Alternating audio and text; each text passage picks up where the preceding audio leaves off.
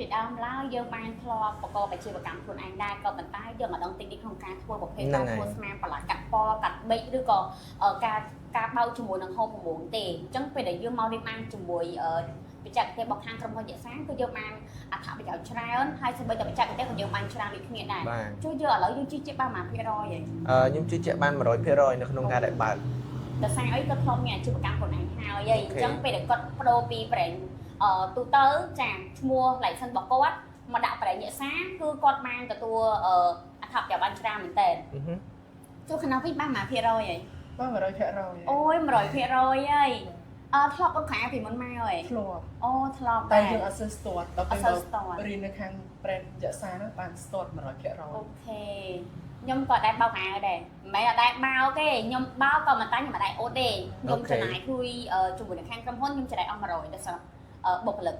ខ្ញុំរៀនខ្លួនឯងក៏ប៉ុន្តែខ្ញុំអត់តន់ចេះកន្លែងហូបប្រមងទេខ្ញុំទៅបានរៀនអត់បាញ់ខ្លះតែយើងមិនចាំគិតថាយើងរៀនទេនៅអត់ទៅបានរៀនទេត្រូវតែរៀនដល់ពេលយើងមករៀនទៅយើងដឹងថាការធ្វើអត់ជាមួយនឹងហូបប្រមងអាវធំការបោកជាមួយនឹងហូបប្រមងអីវាចេះយើងទៅចែករបស់គេច្រើនមែនហ្នឹងហើយជួកំឡុងពេលដែលមករៀនតើគ្រូមានបានវាយលុតដំដែរអត់ទេបរិញ្ញាធម្មតាយើងអត់ចេះកន្លែងណាគាត់ប្រាប់កន្លែងហ្នឹងហើយជាពិសេសមួយទៀតបើសិនជាក្នុងកំឡុងពេលដែលយើងរៀនហ្នឹងយើងអត់តន់កន្លែងណាយើងទៅដល់ផ្ទះវិញយើងអាចឆាតសួរគាត់បានដូចគ្នាត្រឹមត្រូវដោយសារកន្លែងហ្នឹងគឺយើងបានផ្ដល់ព័ត៌មានទៅកាន់អតិថិជនដែរពេលដែលគាត់មករៀនជាមួយនឹងខាងក្រុមហ៊ុនมันប្រកាសថាយើងចេះ100%ទេ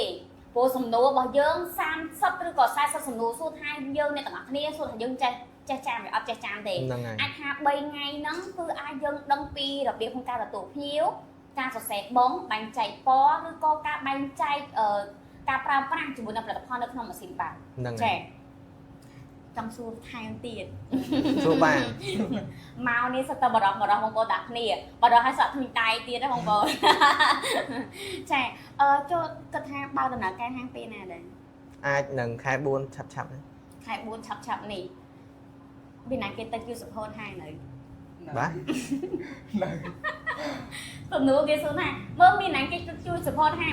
នៅផងបើគេទៅបើដំណើរការហាងផងនឹងឲ្យគេទៅ support ហាងមិនកើតត្រឹមត្រូវចាបងប្អូនតាគ្នាឥឡូវខ្ញុំមានសំណួរខ្លះៗទៅកាន់បងដែរថាតើប្រេងយសាបានផ្ដល់អត្ថប្រយោជន៍អ្វីខ្លះដល់ស្ត្រីនៅក្នុងសហគមន៍ដូចជាបងពីគ្នាដែរបើសម្រាប់ខ្ញុំហ្មងខ្ញុំគិតថាអាចឲ្យគាត់នៅផ្ទះបើកតូបមកភ្លាមគឺយើងអាចមានប្រាក់ចំណូលបានចូលភ្លាមតែម្ដងយើងមិនបាច់ទៅធ្វើការចេញទៅដល់ក្រៅពេលព្រឹកចេញពេលប្រឡប់ចូលមកវិញក៏ពិបាកទៅដល់គ្រួសារដូចគ្នាអូខេចូលមូលហេតុមិនជាឲ្យបងមកដាក់ចិត្តក្នុងការបើកហាងបងអ៊ុតវិញដោយសារអាជីវកម្មរបស់យើងមានច្រើនការងាររបស់យើងក៏ត្រូវតែមានដែរចូលមូលហេតុមិនជាបងមកដាក់ចិត្តកែបើកហាងបងអ៊ុតវិញ